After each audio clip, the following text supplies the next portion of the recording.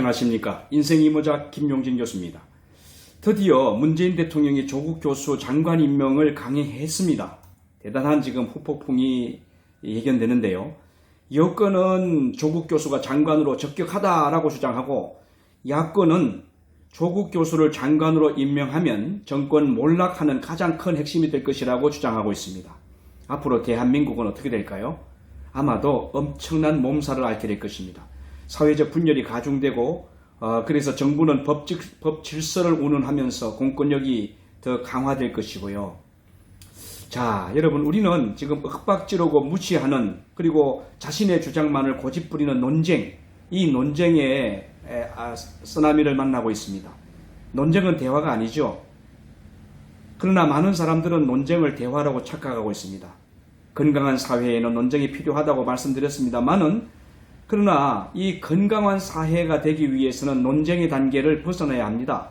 논쟁은 시비거리에 대한 논리적 반박 그리고 답변, 이것이 필요하죠. 지금 법무부 장관 임명에 대해서 분명히 시비거리가 됩니다. 야권에서는 절대 불가라고 이야기하고요. 경실련에서도 안 되는 일이다라고 이야기할 정도니까요. 사실 서민들의 이야기는 말도 안 되는 이야기다 하는 사람도 많습니다. 그래서 논쟁을 우리가 중단하고 이제는 대화의 기술로 올라가자라고 하는 것을 저는 오늘 말씀드리려고 합니다. 사실 대화는 민주적 절차가 필요하죠. 민주적 절차라고 하는 것은 각자의 양심의 자유를 존중하는 대화 기술을 말합니다. 논쟁이 논쟁으로 끝난다면 그건 실패한 대화죠. 논쟁이 대화로 진전될 때 비로소 소통이 되고 민주주의가 되는 겁니다. 고대 그리스의 아테네는요, 수사학과 변정수를 가르쳤다고 말씀드렸죠. 정치인, 귀족, 통치자, 학자, 사회적 리더가 되려면 반드시 실용학문인 이것들을 배워야 됐습니다. 왜요? 소통을 제대로 하기 위해서. 그런데 우리나라 이 여권이든 야권이든 정치인들, 국회의원들 보면 정말 이 소통의 기술이 필요한 것 같습니다. 우리는 1300여 년 전에 선각자 원효대사의 논쟁의 기술을 배울 필요가 있는데, 그것을 화쟁술이라고 하죠. 원효대사는 화쟁술을 통해서 논쟁을 대화로 승화시키자고 했습니다.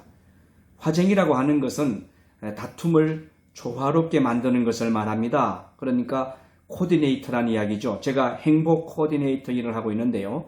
행복 코디네이터의 주요 업무 중에 하나가 화쟁입니다.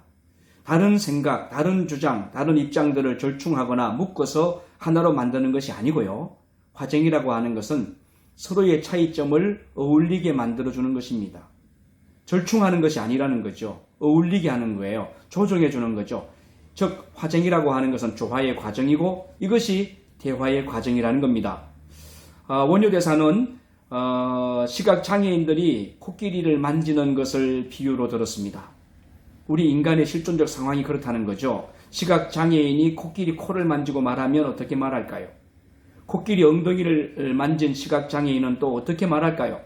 코끼리의 발톱을 만진 시각장애인은 어떻게 말할까요?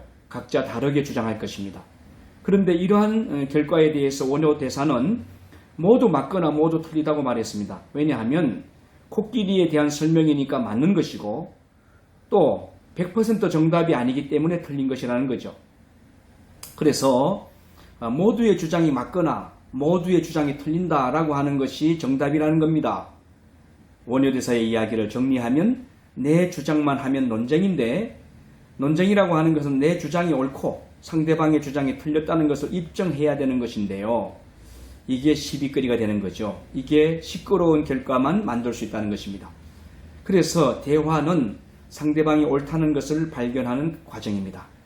논쟁의 근거는 자신의 확신입니다. 자칫 논쟁을 세상을 시끄럽기만 하는 도구로 쓰지 말고 대화의 기술로 승화시킬 필요가 있겠다. 지금 여권이든 야권이든 국회의원들, 그리고 청와대와 대통령도 필요한 이야기입니다. 자, 그러면 대화는 어떤 것이 필요할까요? 대화는 겸손한 자세와 경청하는 자세가 필요합니다. 상대방이 보는 나를 보는 눈이 필요하고요. 상대방의 말을, 상대방의 주장을 내가 잘 내 마음속에 담아보는 그런 과정, 그것을 경청이라고 하는데, 이러한 자세가 될 때 비로소 대화가 되는 것입니다. 그렇다면 논쟁이 아니라 대화가 될 때 어떻게 될까요? 서로 간의 갈등과 분쟁은 문제 상황이 아니고 진짜가 어떤 것이냐, 좋은 결과가 어떤 것이냐, 덕스러운 것이 어떤 것이냐라는 것을 찾는 지름길이 되는 거죠. 그러니까 갈등과 분쟁이 인류 역사를 발전시키는 힘이 되었는데, 그러나 그 갈등과 분쟁이 대화로 꽃을 피웠을 때 인류 역사는 덕스럽게 행복하게 발전했다는 것을 우리는 기억해야만 합니다. 만약에 이 갈등과 분쟁, 논쟁 이것이 너무 오래 지속되면 당파 싸움으로 망했던 구한말이 되고 맙니다. 정치는 옳고 그름을 판단하고 집행하는 법적 다툼이 아닙니다. 그러니까 정치는 재판정이 아니라는 것이죠. 정치는 보다 나은 것을 선택하고 함께 번영할 것을 목표로 삼는 것입니다. 그래서 현실 정치인들 대다수가 법관이 되려고 하지 말고 현실을 함께 번영할 수 있는 방법을 찾아가는 현실적인 행복 코디네이터가 되어야 된다. 저는 그렇게 생각합니다. 지금 현재 정치인들 대부분은 20세기 사람들이죠. 그러니까 공산주의가 옳다 또는 민주주의가 옳다 하는 이 이념의 양대 산맥을 배웠던 사람들입니다. 그래서 공산주의자가 되든지 아니면 민주주의자가 되든지 둘 중에 하나는 선택해야만 했던 거예요. 그렇지만 여러분 지금 보십시오. 공산주의 종주국가인 중국, 러시아 어떻게 됐습니까? 지금 우리와 손잡고 외교 국가로 함께 동반하지 않습니까?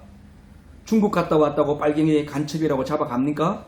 저는 모스크바 국방성에 그 장교들에게 강의도 하고 왔는데요. 그러면 제가 빨갱이입니까? 제가 간첩입니까? 아니지 않습니까? 공산주의와 민주주의 어떤 것은 맞고 어떤 것이 틀리다 이렇게 말할 수 있는 시대가 아닙니다. 지금 세계는 4차 산업혁명 시대로 진입했습니다.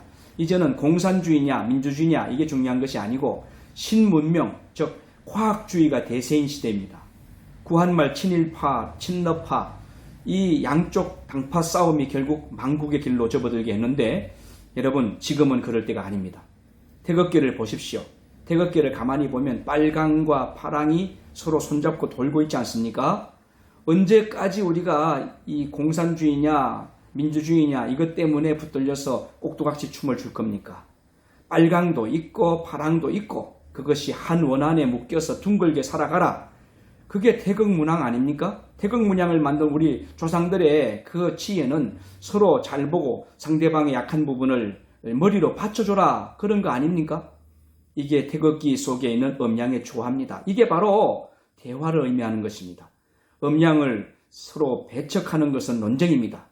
만약에 원효대사가 다시 살아온다면 대화술 학원을 청와대 또는 여의도 국교의사당 옆에 차릴 것입니다. 이제 21세기는 공유하는 시대입니다. 공유해야 합니다. 남의 것도 공유해야 합니다. 공유해야만 선진국이 됩니다.